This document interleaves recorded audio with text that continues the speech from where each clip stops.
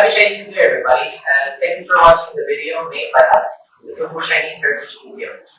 In the current time, it might be easy to just search around the internet, understanding about celebration by the Chinese people and their celebration of the Chinese New Year. But we need more than that. We're more curious than that. So we have a special guest for you today, a real Chinese. Well, more specifically, Cebunano Chinese. I would like to present to you one of the Board of Trustees of Sugbu Chinese Heritage Museum, Spain, who will share a experience for us, well, her personal experience in her celebration of the Chinese New Year. Spain.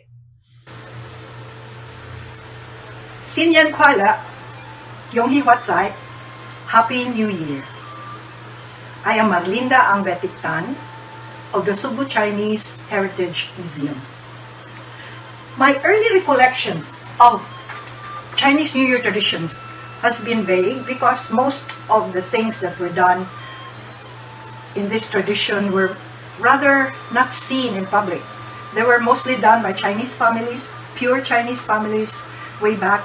It was only when the hotels came in, like Marco Polo, that Chinese New Year practices have become clear to the public.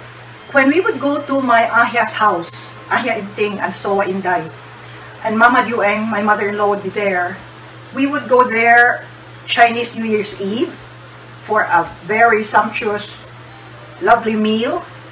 And Mama would be ready with her red envelopes to be given to my sons, to all her grandchildren.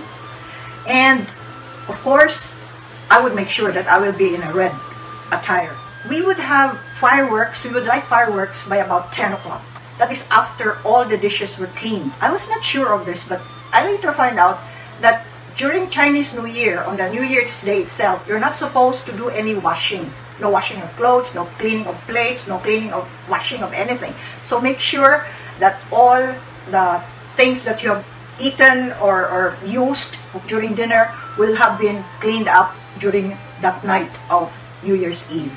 And also during that time, Mama would give us yellow paper from the temple that she got earlier on, a couple of days on before New Year. She would go to the temple and she would get this yellow paper that she would tell us to put it in our wallet, my husband's wallet, my wallet, all her children's wallets for good luck.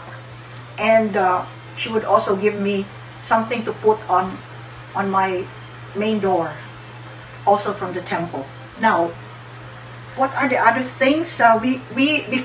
Before the dinner, we would offer food, and like we would have sweets and dishes placed at the altar of our ancestors, of where the pictures of Ama and Angkong would be.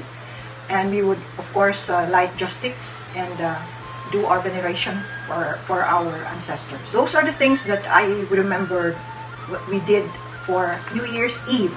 Because New Year, after all, just like in our New Year's Day in the Filipino custom, is for the family.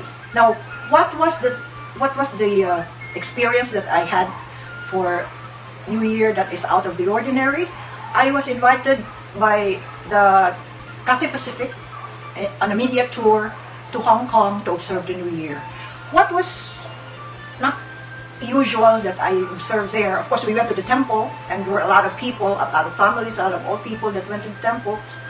But we also went to this flower shop. They have this huge flower shop. People would buy flowers just before New Year's Eve so that they would have flowers on their tables aside from the food that they place on the tables. And there was also a wishing tree on a hilltop that they brought us over there. We would have oranges. You would get an orange, put your wish on that orange, wrap it together with the orange, and you throw the orange with a red rope up to the tree to make sure that it catches on to a branch for your wish to come true.